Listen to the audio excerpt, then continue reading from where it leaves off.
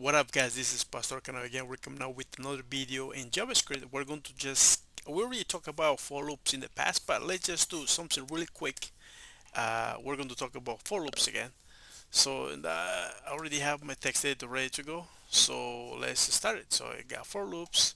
So right here, let's go to our browser and see what we have. I got my for loops right there, ready to go. Go back to my text editor right here. So we're going to create an array.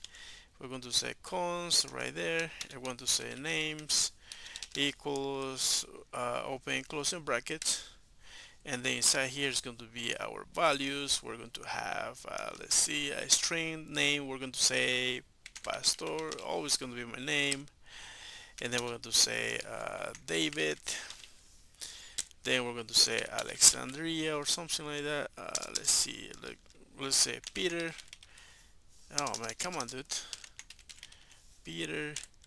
And let's just say Mike. So now let's use a for loop so we can access those values right here. So we're going to say a for loop. So right here we're going to have, there's three different expressions, 1, 2, and 3, right? And the for loop. So and the first one we're going to initiate that. So we're going to say let's say I let's say I equals 0, right? We're initiating this semicolon, and then we're going to define right here. Okay, so we're going to define it right here. So let's say if I less names that length, do you have length?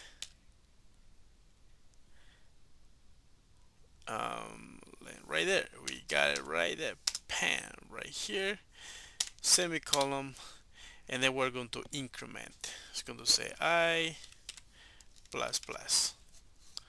So right here, this block of code. We're going to do the following. We're going to say console log, just a lowercase. Get confused with C sharp. Console log, and then we're going to say the following. I'm going to say names. I'll say name, and then dollar sign, open and closing curly braces, and then we're going to say names. Come on, how do you spell names? And then we're going to pass I, and then right here we're going to finish the semicolon. Let's save it and let's go check our browser right here really quick. Pan, there's nothing because we're gonna inspect, and right here with all the magic is going to happen in our console, and then we have those four names that we have in our array list: Pastor, David, Peter, and Mike. Now there is another way to, this is the reason why I wanted to do for loops, because there is another way to do for loops right here. Let's go back to our text editor. We're going to use also uh, let's say using a for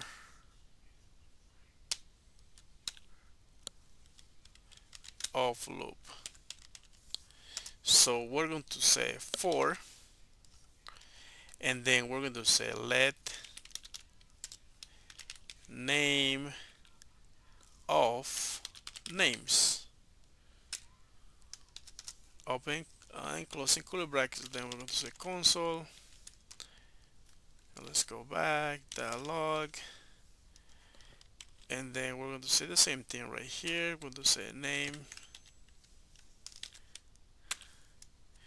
but right here we're going to say just really a short way. We're going to only going to pass name, because that's what it is, right? Names right here, that's the whole entire array right here, that variable name. But we're creating a variable by the name, variable name by the name. So basically this name is already its names, which is all the array names. So we're passing that and see what we're going to have. Let's save it and we're using for of loop right here.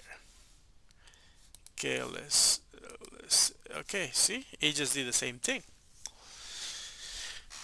so which is really good.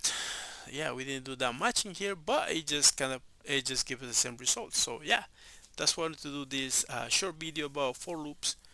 I know we talked in the past, but okay. So if this video helped you out, please like and subscribe to the channel. We're growing slowly but steady. Please, please, please, yeah, just like and subscribe. Thanks, and have a good night. I will see you in the next video. Bye.